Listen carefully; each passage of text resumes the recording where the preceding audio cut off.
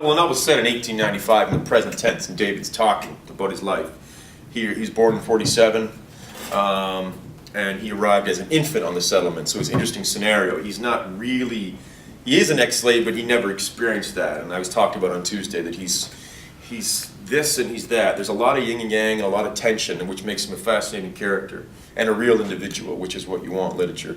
And I talked about how I didn't have a book until I had the first line. So I'm just going to read the first little section, which is the first page. So if you do read the book, you don't have to read the first page. I'll have read it to you. It's great. God and whiskey have got me where I am.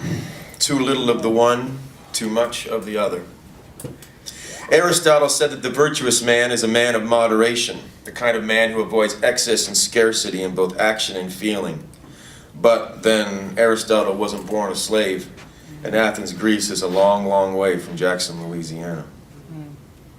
The man who owned my mother and whoever grew in her womb didn't need to read Aristotle to know that, quote, some men are by nature free and others slaves, and that for these slavery is both expedient and right, end quote. Wouldn't have disagreed, of course, and probably would have been pleased to be reminded of just one more virtue of procuring a classical education for one's male offspring. To care for one's children materially, but to neglect their intellectual and spiritual needs would be simply uncivilized. Fate or luck, take your pick, both have their backers, meant that the teacher my mother's master hired to instruct his sons in the wisdom of Western literature was William King, the same man who taught me to read Greek, to recite Virgil, to know the best that has been thought and said. Knowledge is power, Thomas Hobbes, Leviathan, 1668. I learned that one on my own. By the way, I forgot, that's such a wonderful story.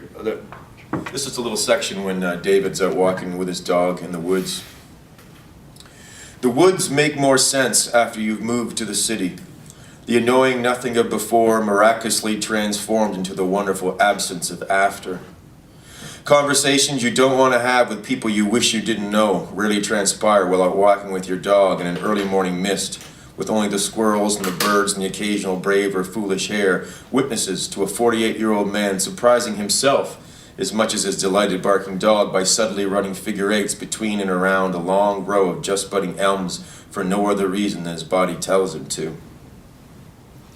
When I reach the finish line at the last tree, I can feel my lungs inhaling and exhaling my heart rate back to normal without my having asked them to. I'm wet and cold from the mist, with my hands in their gloves and my feet in their boots and my head underneath my hat are dry and warm and content. I shut my eyes and stand in place, and I'm certain that anyone who has ever claimed to have been any happier than I am right now is a liar. Thank you, I say. The warming sun and the cool wind take turns showing my exposed face what they can do. The wind and the leafless branches of the still spring-naked trees work together to say what they have to say. Thank you, I shout this time. It's been 30 years since the last time I prayed. My voice, my thanks, echoes back to me.